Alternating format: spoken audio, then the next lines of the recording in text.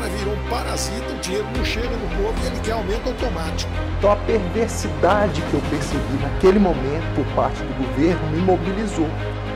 Ter a proposta de reforma que muda as regras do funcionalismo público. Nós já botamos a granada no bolso do inimigo. 2 anos sem aumento de salário. E essa tentativa de jogar a sociedade contra o servidor público, ela foi a gota d'água.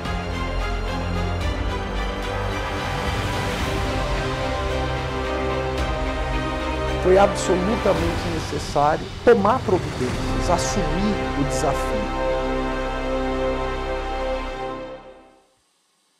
Foi uma luta muito difícil, mas eu faria tudo de novo.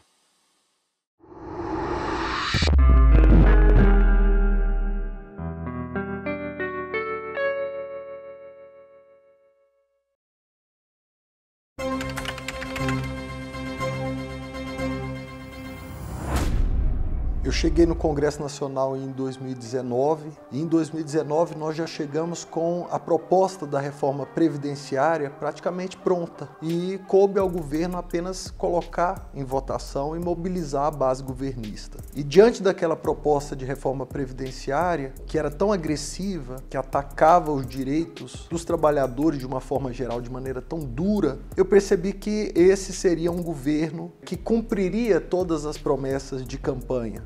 Ou seja, um governo voltado para a desconstrução do Estado brasileiro, voltado para a destruição das conquistas sociais que o Brasil efetivou desde a Constituição de 88. Naquele momento da reforma da Previdência, nós lutamos de maneira desorganizada e ainda assim conseguimos retirar do texto o modelo de capitalização, que é o modelo chileno que o ministro Paulo Guedes queria trazer para o Brasil. Então a perversidade que eu percebi naquele momento por parte do governo me mobilizou. Foi absolutamente necessário tomar providências, assumir o desafio. E eu me lembro que em 2019 o discurso era muito derrotista. Nós tínhamos uma impressão de que seríamos atropelados. Nós tínhamos a impressão de que a sociedade brasileira estava em lua de mel com o governo e por mais que o governo fizesse maldades contra a sociedade não percebia. Então aquele momento da reforma previdenciária em que o governo simplesmente aprovou medidas extremamente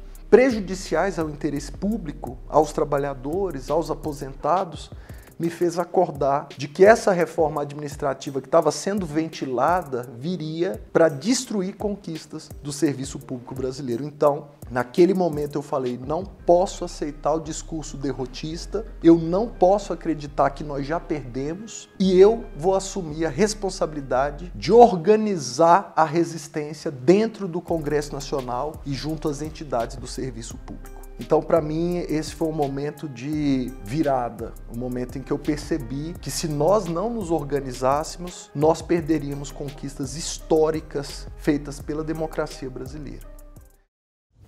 O pensamento que norteia essa reforma nos diz que nós podemos abrir mão de cumprir contratos com cidadãos brasileiros, por exemplo, que ingressaram no serviço público. Quando um servidor ingressa no serviço público, ele assina um contrato que foi produzido pelo Estado. O Estado determinou as regras, o servidor aceitou as regras e no meio do jogo, a proposta de Vossa Excelência quer mudar as regras. E ainda trata os servidores como responsáveis pela tragédia econômica desse país. Ora, não foi o Estado que elaborou o contrato? O servidor não apenas aderiu a esse contrato, senhor ministro? Então hoje usam exceções exageradas para justificar essa reforma. Senhores, as órfãs dos militares já não recebem pensão desde o ano 2000. Senhores, devemos nos lembrar que juízes com salários excessivos já não existem mais e que os servidores públicos se aposentam pelo teto hoje em dia.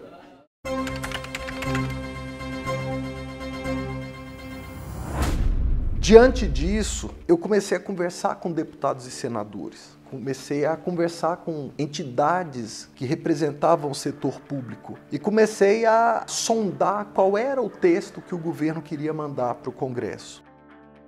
A luta que travamos contra a PEC 32, que na prática acabava com o Estado brasileiro, terceirizava praticamente todo o serviço público para as mãos da iniciativa privada, com exceção das carreiras típicas de Estado, foi uma luta árdua, uma luta que, com todos os companheiros que fazem a Frente Servir Brasil, que fazem a oposição aqui na casa, sob a presidência do professor Israel. E não foi surpresa para mim quando, nas minhas sondagens no Ministério da Economia, eu descobri que o texto tinha por prioridade acabar com a estabilidade no serviço público. Descobri que o texto pretendia permitir que o serviço público se livrasse dos servidores assim que esses servidores estivessem mais velhos, não conseguissem mais se adaptar às novas tecnologias. Eu percebi que havia uma lógica de setor privado ali, que era uma lógica, mais uma vez, perversa. Descobri, ainda quando o texto estava sendo construído no Ministério da Economia, que eles queriam modificar o sistema de acesso ao serviço público, enfraquecendo o concurso público, que é uma forma de isonomia, que tem sido uma porta de entrada de famílias mais humildes na sociedade brasileira que tem integridade, que tem dignidade. Então, descobrindo esse texto, eu comecei a juntar os pontos. Além de eu ouvir sobre o texto, que era ventilado por servidores do Ministério da Economia, eu também percebi as declarações dos membros do alto escalão do governo. Eu identifiquei ali uma proposta que certamente iria enfraquecer o Estado brasileiro, iria permitir que o Estado brasileiro fosse sequestrado por interesses privados e, com isso, eu consegui sensibilizar muitas entidades do serviço público, muitos parlamentares, de que era preciso lutar com todas as forças, embora a sensação fosse de derrota. E com isso nós tivemos alguns momentos de união. Por exemplo, quando o ministro Paulo Guedes chamou os servidores de parasitas. O hospedeiro está morrendo, o cara virou um parasita, o dinheiro não chega no povo e ele quer aumento automático. Por exemplo, quando o presidente Jair Bolsonaro, no Palácio da Alvorada, residência presidencial, numa entrevista para a Rede Record, disse que achava justo que quando um prefeito fosse eleito, ele pudesse demitir todos os servidores e trazer os seus servidores. O que nós pretendemos é, daqui para frente, quem toma posse não tem mais estabilidade. Até porque o objetivo disso é comum. Vamos falar em prefeitura. Um prefeito faz concurso, etc. Se bem que quase todos estão no limite do gasto, levando-se em conta a lei de responsabilidade fiscal. Mas qualquer contratação daqui para frente, o outro prefeito, uma vez assumindo, ele pode simplesmente demitir essas pessoas. Então, nós fomos recebendo inúmeros sinais de que havia uma orquestração, primeiro para vilanizar o servidor público. O servidor público como aquele que deveria pagar a conta, como aquele que era um marajá. E é nessa confusão toda, todo mundo está achando que estão distraídos, abraçaram a gente, enrolaram com a gente, nós já botamos a granada no bolso do inimigo. 2 anos sem aumento de salário. Um privilegiado. E essa tentativa de jogar a sociedade contra o servidor público, ela foi a gota d'água. Porque se você tem uma sociedade que não confia no serviço público, que não participa das decisões do serviço público e que considera o servidor público um adversário, não tem como o país ir para frente, não tem como dar certo.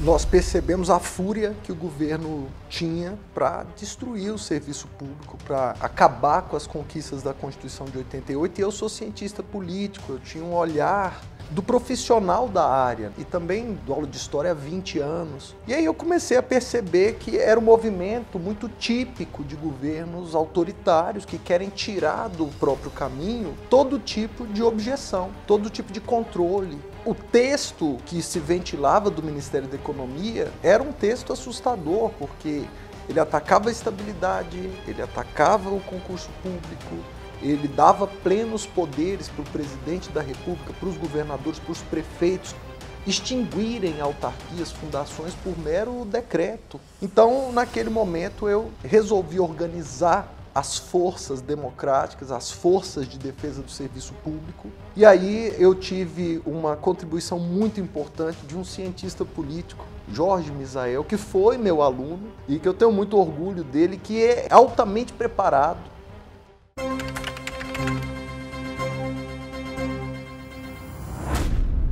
A Servir Brasil, ela já nasceu causando um grande debate no Congresso Nacional. Nós nascemos para fazer oposição à Frente Parlamentar em defesa da reforma administrativa, que era comandada pelo deputado Thiago Mitrô, que tinha o apoio do governo, tinha apoio do Ministério da Economia, e a Servir Brasil conseguiu começar uma disputa de narrativa, uma disputa com a opinião pública. Por quê? Porque em 2019, quando a gente criou a Servir Brasil, o servidor estava completamente vilanizado. A imagem do servidor para a opinião pública era a pior possível. E isso era um plano do governo para que a sociedade não se mobilizasse em prol do serviço público. Aliás, é uma prática muito comum do governo Bolsonaro, que é a prática de atacar o interlocutor. Então, toda vez que se falava de serviço público, o governo pegava exemplos que são excepcionais e usava esses exemplos. Até o absurdo, que me irritava muito, de toda vez que falavam de reforma administrativa, eles diziam que iam acabar com os privilégios da elite do serviço público. O governo está quebrado, gasta 90% da receita toda com salário e é obrigado a dar aumento de salário. Mas a reforma administrativa em nenhum ponto trazia nenhum prejuízo àquelas carreiras, né, como carreiras que são ditas privilegiadas, mas só trazia prejuízos a professores, a enfermeiros, a assistentes sociais, a servidores administrativos. Então, o discurso de combate aos privilégios nada mais era do que uma tentativa de enganar a sociedade brasileira para que a sociedade se colocasse a favor da reforma administrativa e contra os servidores. O problema não é o servidor. Você não vai culpar o servidor se a pessoa está fazendo das tripas coração, e a gente sabe que isso existe, né? O professor que compra material escolar do próprio dinheiro, porque a escola não tem condições de comprar. O profissional da área de saúde, que na pandemia a gente viu, as pessoas estavam costurando as próprias máscaras, porque o Estado não comprou máscara para as pessoas usarem. Então as pessoas, elas se dedicam, porque o compromisso do servidor público é distinto. Você sabe que é um benefício para a sociedade, comunitário. Então, as pessoas se dedicam profundamente. E aí você dizer que o servidor público, no final das contas, é o culpado para as coisas darem errado, é muito preconceituoso. É só uma visão que já parte do princípio de não gostar do servidor público, vai chegar a essa conclusão. Todo brasileiro utiliza algum tipo de serviço público, seja desde tirar a carteira de habilitação até você ter a sua carteira de vacinação, por exemplo, e não ter poliomielite, que é sempre uma coisa boa para os seus filhos, que a gente deseja para os nossos filhos.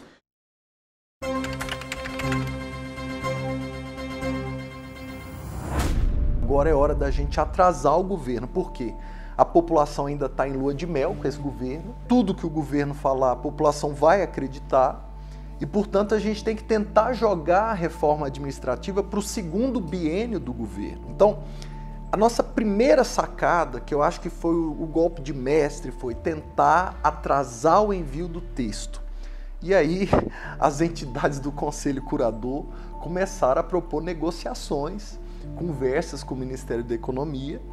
A gente sabia que isso não ia dar em nada, mas a gente dava a impressão de que era possível até apoiar a reforma administrativa do governo desde que eles nos ouvissem. O governo, então, o Ministério da Economia, começou a aceitar alguns diálogos e, com isso, a ideia foi sendo sempre adiada.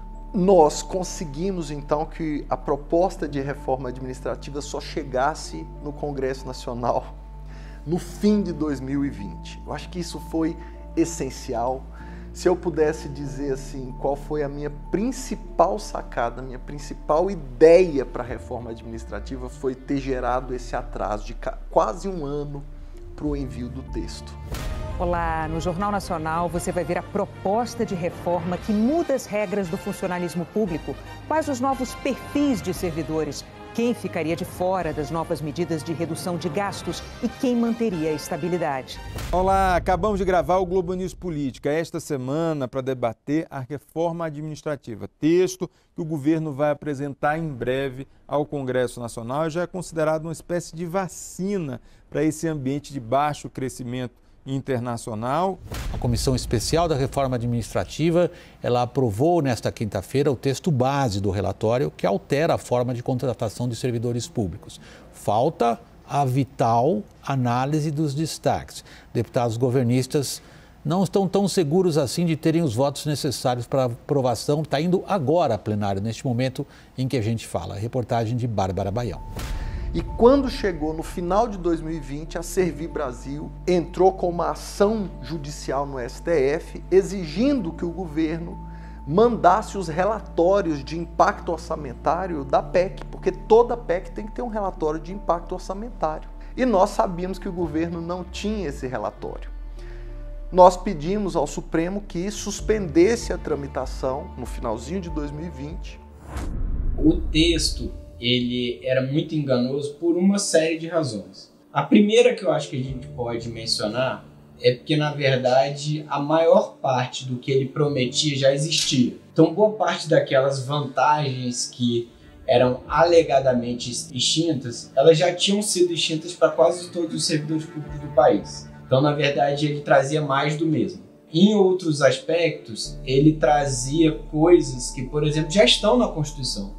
Então, quando se propõe avaliação de desempenho dos servidores, demissão de servidores por insuficiência do desempenho, por exemplo, isso tudo já está no texto constitucional. Você não precisa acrescentar, não precisa mesmo. O próprio Congresso Nacional, responsável por discutir a PEC 32, poderia regulamentar os dispositivos que já existem na Constituição e resolver essa questão se essa fosse a vontade. No fundo, o texto ele era grande, ele trazia uma série de disposições, como eu mencionei, desnecessárias ou que já existiam, porque o grande objetivo do ponto de vista jurídico era o quê? Era acabar com a estabilidade, era acabar com as prerrogativas do servidor de trabalhar de forma objetiva, de forma neutra, vinculada ao interesse público, para você viabilizar o quê? Apadrinhamento e a politização da administração pública. No fim, a PEC tinha esse grande objetivo.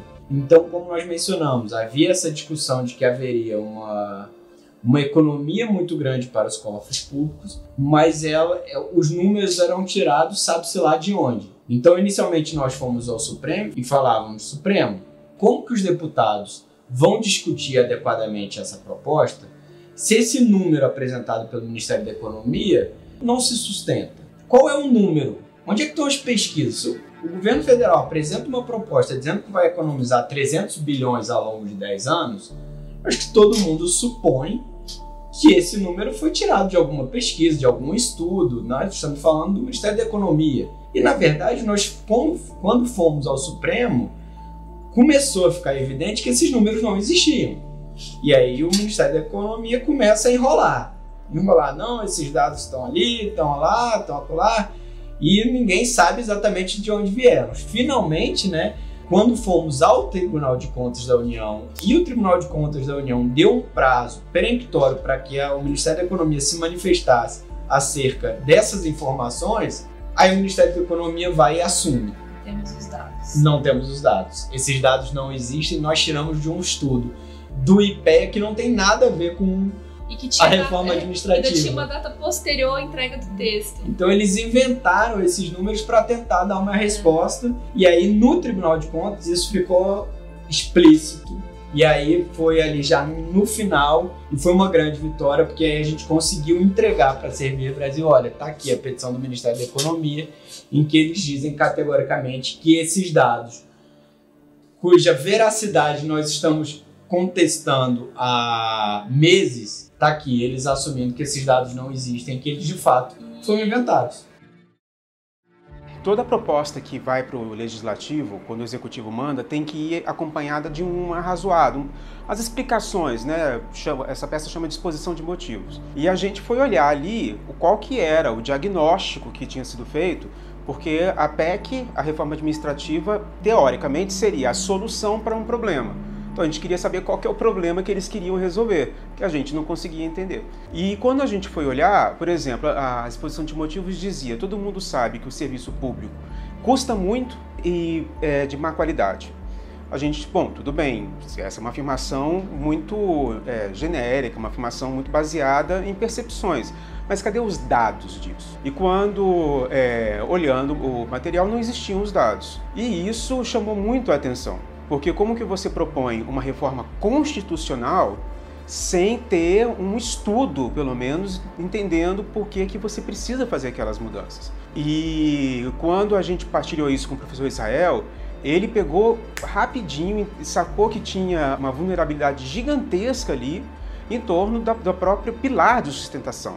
E tinha pessoas que falavam: olha, essa PEC vai economizar 300 bilhões de reais no prazo de 10 anos. Aí começou a aparecer depois no jornal 1 trilhão de reais no prazo de 10 anos.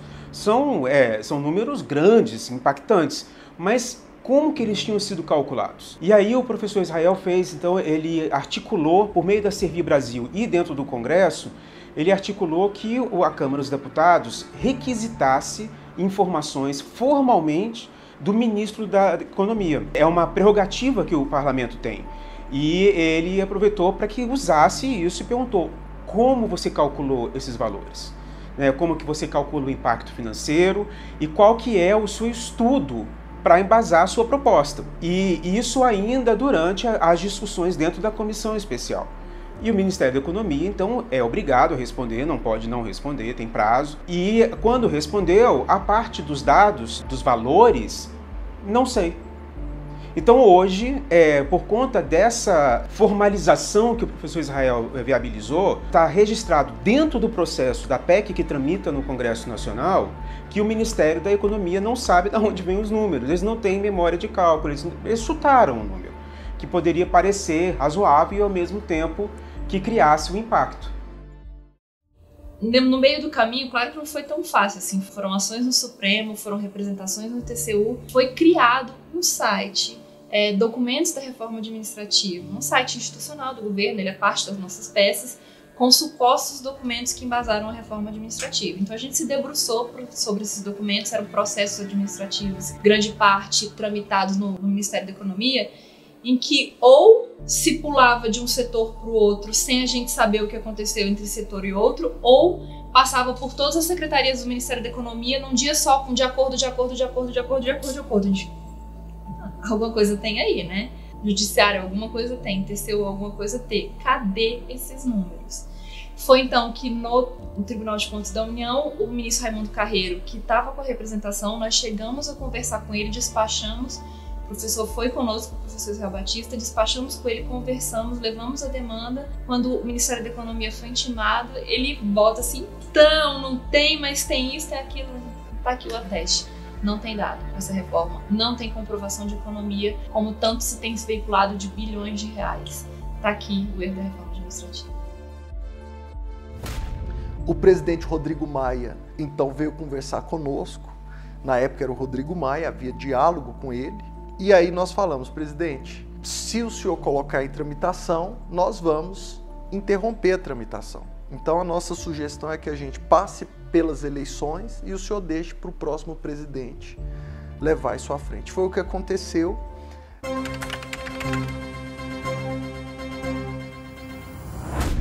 Então a primeira coisa que ele fez quando assumiu a presidência da Câmara foi colocar em tramitação.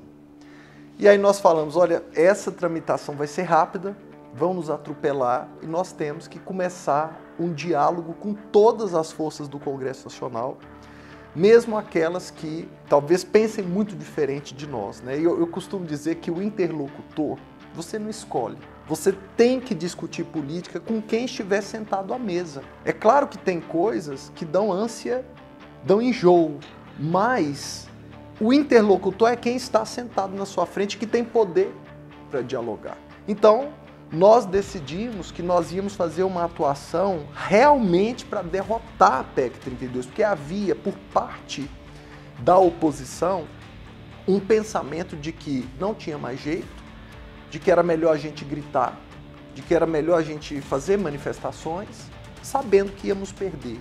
E eu não conseguia aceitar esse ponto de vista. Quer dizer, como é que você entra no Congresso Nacional e aceita que você vai perder?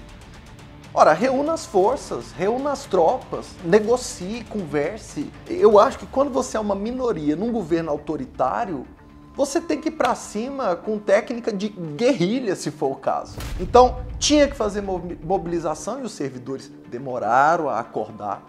Foi pior que na reforma previdenciária. Tínhamos que fazer produção de dados para rebater a enxurrada de mentiras que o governo estava produzindo com o apoio de algumas organizações como o próprio Banco Mundial. E aí o grande debate, quando Arthur Lira colocou a PEC para rodar, começou a tramitação, era que a gente precisava de mais audiências públicas. Então o deputado Fábio Tradi foi o nosso representante na Comissão de Constituição e Justiça. Ele é um gênio do direito, né? Tem uma boa oratória.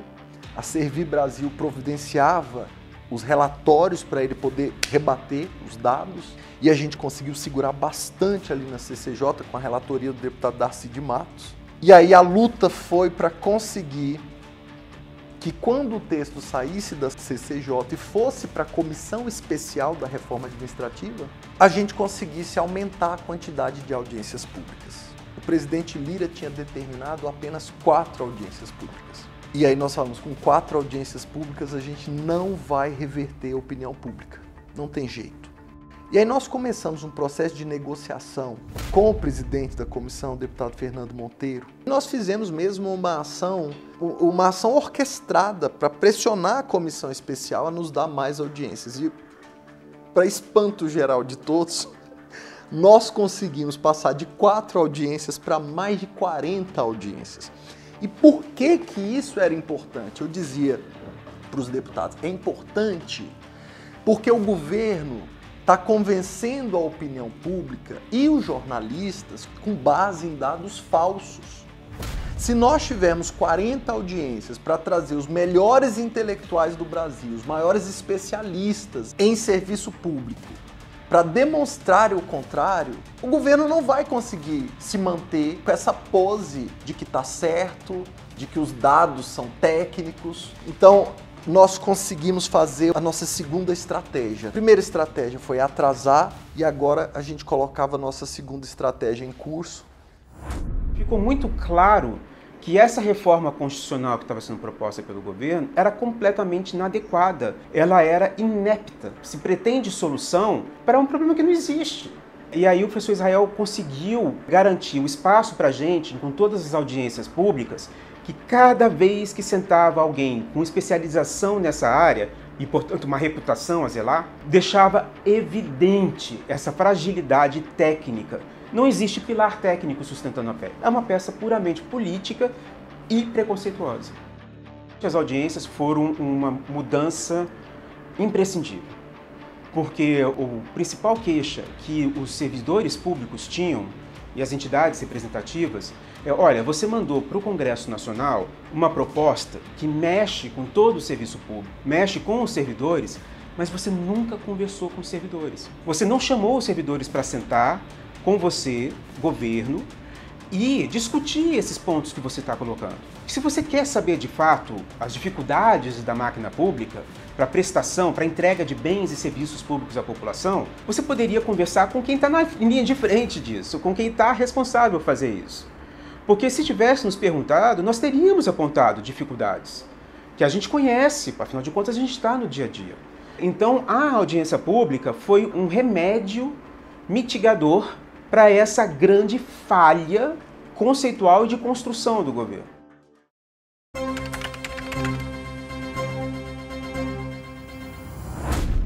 Agora, economia tem que ser uma consequência da reforma administrativa bem feita, que realmente corrija os problemas.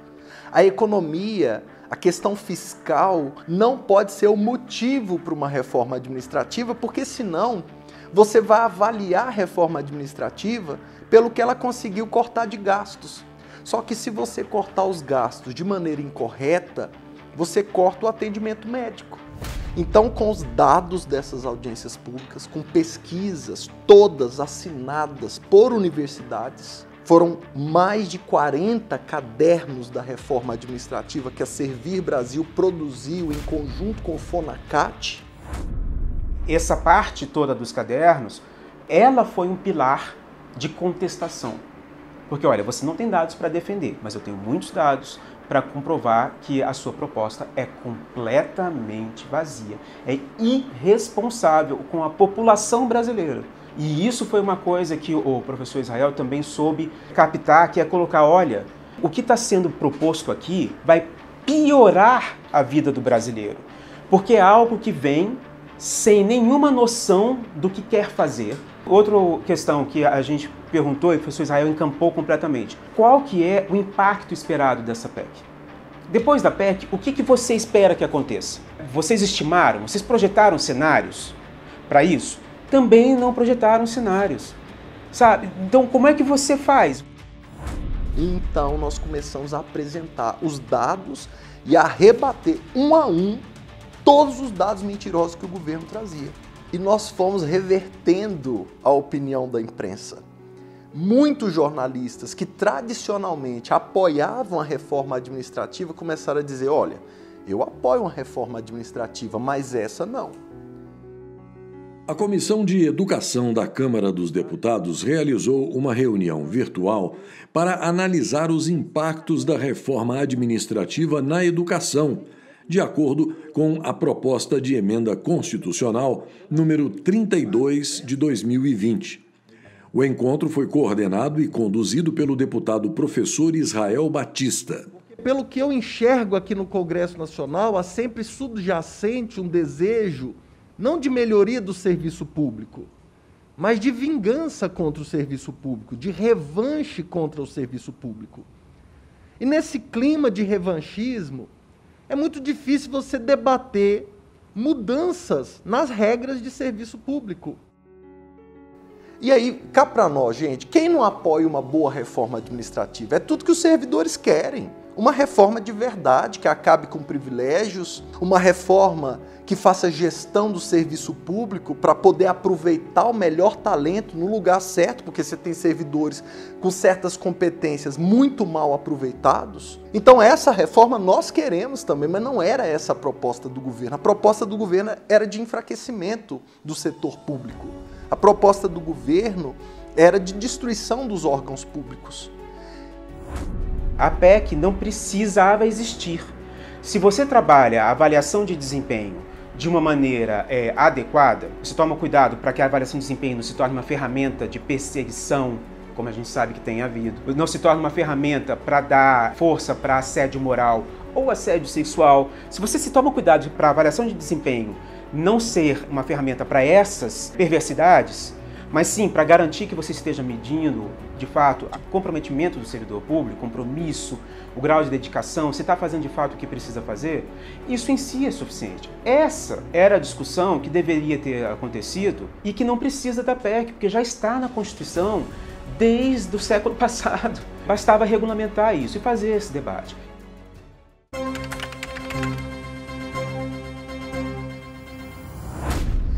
E nesse momento, nós começamos a demonstrar para os jornalistas que estava nascendo no Brasil uma nova modalidade de assédio. Antes, tinha-se no Brasil chamado assédio moral, que é quando um servidor assedia outro que está em posição hierarquicamente inferior, digamos assim. Então era uma relação entre duas pessoas que você corrigia ali com um processo administrativo, que você ia lá e fazia uma mediação de conflitos, mas era uma relação individual, que era o assédio institucional, que é um tema essencial da Frente Servir Brasil, que é tratado pelo senador Fabiano Contarato, que é o nosso coordenador para assédio institucional e que virou uma epidemia no país. Nós tivemos o presidente do INPE, Instituto Nacional de Pesquisas Espaciais, atacado pelo governo por cumprir o seu dever, que era o dever de apresentar as imagens dos satélites que demonstravam o aumento do desmatamento e das queimadas na Amazônia e no Pantanal. Quando chegou a fotografia do satélite mostrando o aumento de 598% dos incêndios no Pantanal, o governo chegou a chamar o presidente Galvão de comunista, dizer que ele era contra o governo.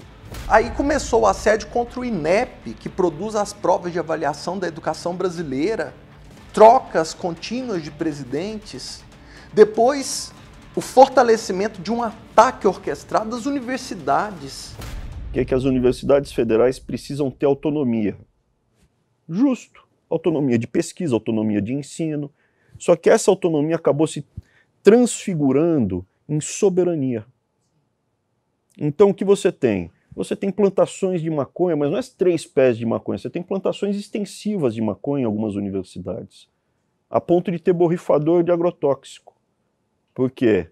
O orgânico é bom contra a soja, para não ter agroindústria no Brasil. Na maconha deles, eles querem tudo que a tecnologia está à disposição. Ou coisas piores, né? Você pega laboratórios de química, uma faculdade de química não era um centro de doutrinação, desenvolvendo laboratório de droga sintética, de metanfetamina, porque a polícia não pode entrar nos campi. As universidades chamadas de maconhal, universidades acusadas de produzirem drogas sintéticas para os estudantes, universidades acusadas de balbúrdia, cortes de recursos, isso era o assédio institucional. Você cria um clima de animosidade contra o órgão, e você cria um clima de medo entre os servidores que começam a se calar. O servidor que ousa cumprir a sua função com zelo, ele começa a sofrer processos administrativos, ele começa a perder cargos de confiança, ele começa a sofrer perseguição da chefia, e a imprensa foi entendendo o que estava acontecendo. Nós tivemos, no início do governo, uma duríssima perseguição a um servidor do IBAMA que antes da eleição presidencial tinha dado uma multa por pesca ilegal ao atual presidente Jair Bolsonaro e que foi, nas palavras do ministro do Meio Ambiente na época, demitido. Ou seja, era tão frágil o conhecimento do governo sobre o funcionamento da máquina pública que ele nem sabia que não podia demitir um servidor público. A grande raiz disso, o apadrinhamento, era colocar servidores, era colocar prestadores de serviço ligados a interesses de governo, governos que são transitórios e não interesses de Estado. Então a estabilidade ela é vista como uma grande garantia, ela não é um privilégio porque ela permite a atuação imparcial do servidor público.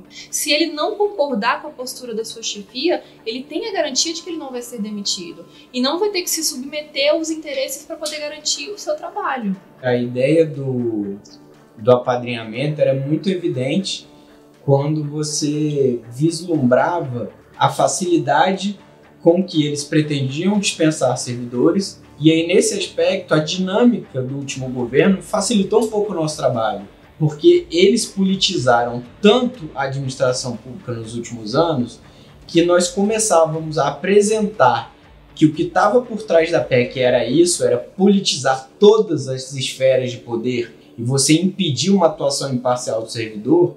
Ao mesmo tempo que nós apresentávamos isso, vinha uma notícia de um servidor de um cargo importante sendo demitido tão somente porque ele contrariou algum interesse do governo. Então nós tivemos os casos do IBAMA, do Ministério da Educação, nós tivemos inúmeros exemplos em que ao mesmo tempo que a gente falava, olha, essa reforma administrativa que ela quer é isso.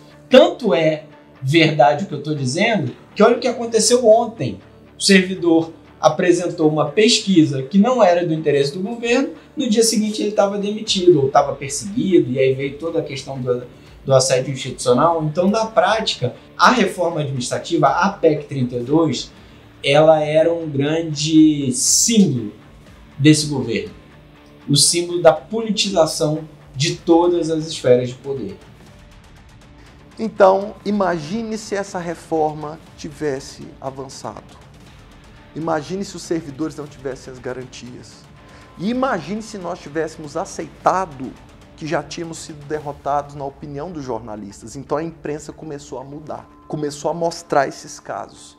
E aí na CPI da Covid foi o momento mais importante que o nosso vice-presidente, senador Randolph Rodrigues, vice-presidente da Servibrasil, demonstrou que se não fosse um servidor concursado e estável, nós não saberíamos dos escândalos para a compra da vacina, dos pedidos de propina, e aquele servidor só pôde ir lá diante da CPI fazer a denúncia dele porque ele é um servidor estável.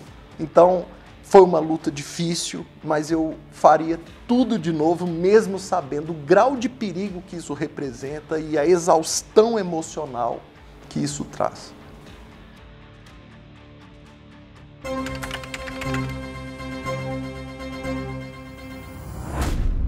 Depois da gente ter convencido muitos jornalistas de que o governo estava mentindo simplesmente, de que os pontos defendidos pelo governo não eram exatamente o que o Brasil precisava para uma reforma administrativa e que o governo poderia fazer muita coisa sem a proposição de uma emenda constitucional, de uma PEC, que é um instrumento tão agressivo. Nós tivemos a coroação desses esforços quando a jornalista Miriam Leitão, conhecida por suas posições liberais, fez um artigo condenando a PEC 32, e a partir daí nós vimos várias instituições, organizações da sociedade civil que apoiavam uma reforma administrativa abandonando o governo porque se sentiram enganados. Foi um papel de bobos, porque o discurso do governo era um e o texto era outro. Depois disso, a gente passou por uma parte que foi bem difícil e eu detectei um esforço do governo para oferecer pequenas vantagens para algumas categorias e deixar as outras de fora. Por que isso? Porque o governo, oferecendo vantagens para algumas categorias, como segurança pública, conseguiria causar uma divisão no serviço público. E os servidores precisam se unir nas questões essenciais. É natural que haja divergências entre categorias. É natural. Mas o que o serviço público precisava nesse momento era se unir em favor de uma pauta maior, que envolvia todos os servidores. Então eu comecei a fazer uma negociação, um diálogo com outras bancadas, com bancadas que representavam categorias do serviço público. Eu acho que uma bancada que foi essencial para nós foi a bancada da segurança pública. Nós tentamos muito contato com eles. Na segurança pública, o presidente Bolsonaro tem uma repercussão forte, eleitoralmente falando, e essa repercussão fazia com que a bancada no Congresso Nacional da segurança pública estivesse propensa a discutir com o governo, a negociar com o governo.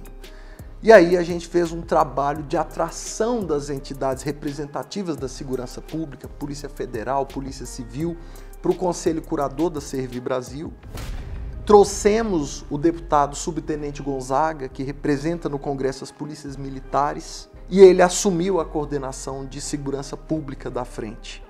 E isso foi muito importante para nós, porque nós conseguimos fechar um compromisso entre os servidores públicos de que ninguém soltaria a mão de ninguém. A tese que eu defendia naquele momento era a tese de que se você abandonar a professora, se você abandonar o assistente social, se você abandonar o enfermeiro, se você abandonar a médica, né, que estão na ponta do serviço público, em um próximo passo você também será derrubado. Então, os servidores públicos precisariam, nesse momento, agir de maneira unificada. Precisaria ser uma luta só.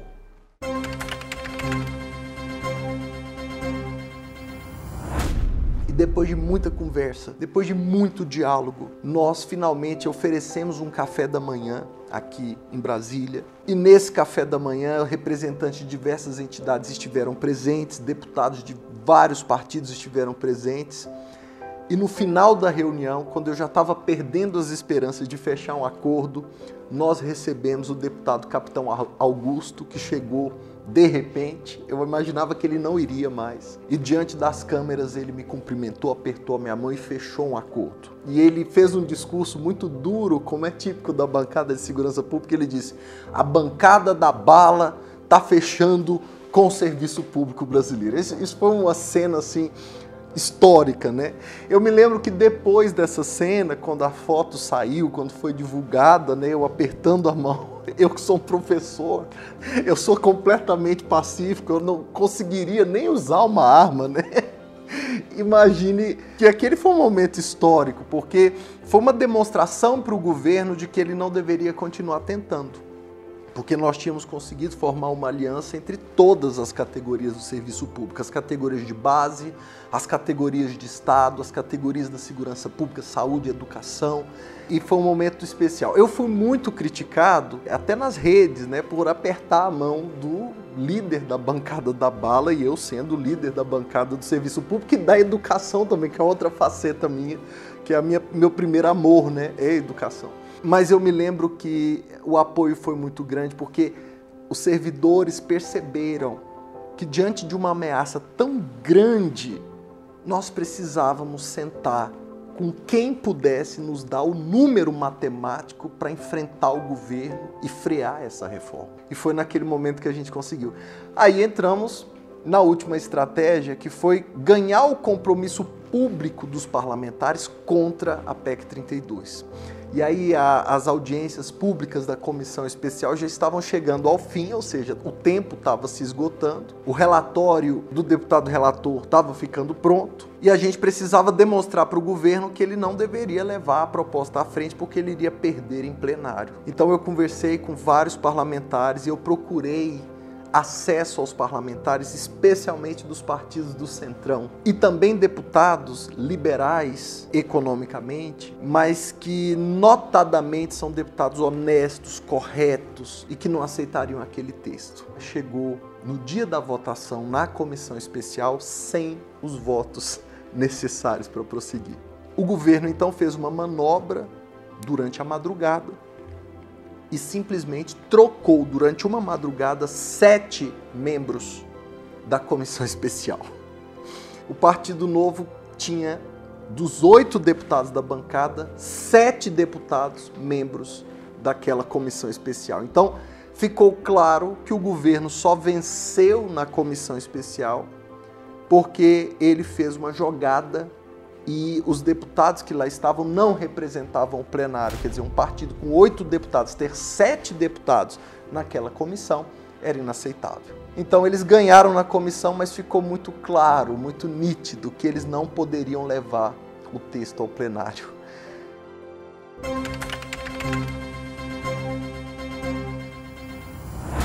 Em dezembro, nós fizemos um evento na porta do anexo 2, enterrando a PEC.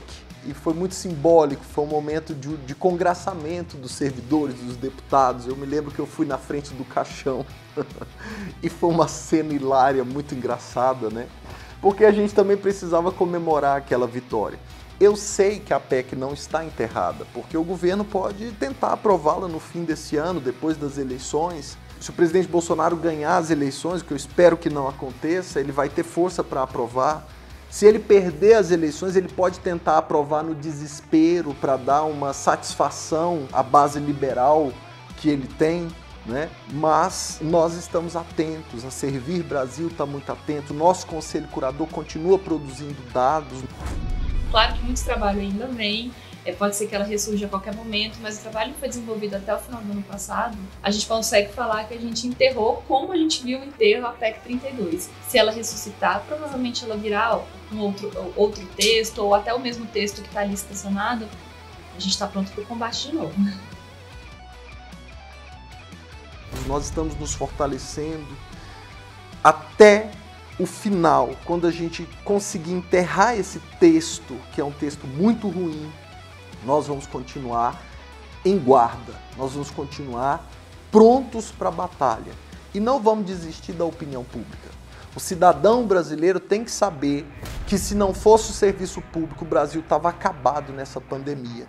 O cidadão brasileiro tem que saber que um servidor estável vai defender o interesse do cidadão e não do político de plantão. O homem e a mulher comum no Brasil tem que saber que se não for concurso público, os filhos deles não vão conseguir nunca um cargo público, a não ser que se rendam aos desejos inconfessáveis de uma elite política que sempre massacrou o país. Então a gente precisa trazer para o Congresso Nacional parlamentares que tenham esse compromisso com a Constituição de 88, de combater o apadrinhamento político de combater o patrimonialismo, que é essa confusão entre a esfera pública e a esfera privada, em que o dono do poder se apodera do que é de todos, para que a gente possa ter um Brasil melhor.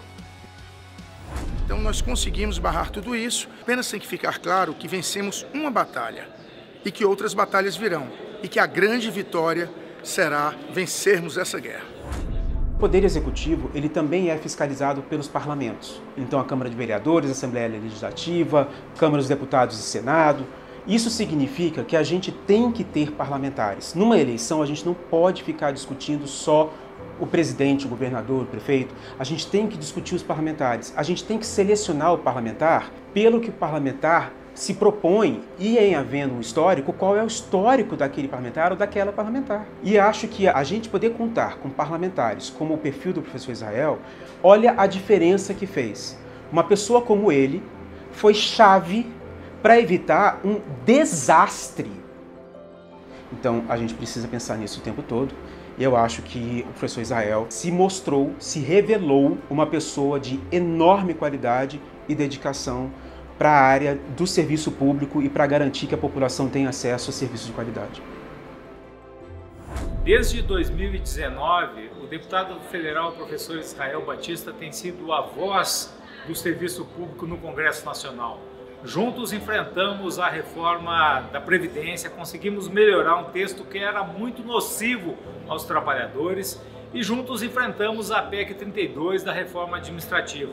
Derrotamos até aqui a intenção do governo de fragilizar o serviço público. Derrotamos a intenção do governo de fragilizar o Instituto do Concurso Público. Mantivemos o concurso com seu caráter universal e as seleções públicas sem discriminação.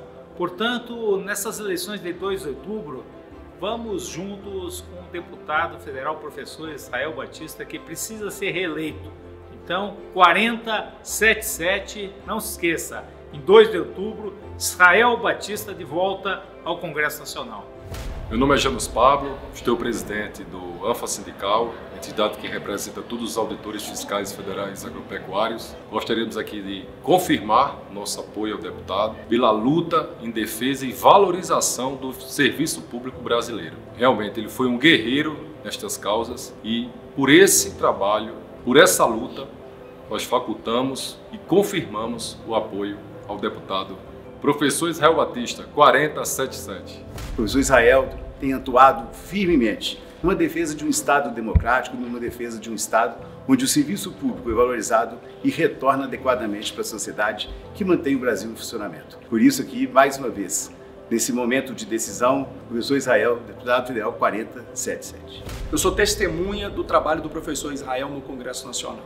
Para nós, que somos servidores públicos, acompanhar o trabalho do professor em defesa dos servidores públicos contra a PEC 32, pela valorização dos trabalhadores, sobretudo dos trabalhadores da educação. Nós sabemos que um dos principais problemas do nosso país é a desigualdade e ela, para ser combatida, precisa de investimento em educação, precisa de investimento em serviço público. O professor Israel, pela sua luta incansável por esses profissionais, pelos alunos, pelos pais, merece o meu voto e certamente merece o seu voto também. Vote professor Israel 4077. Foi uma grande vitória e nós ainda estamos atentos.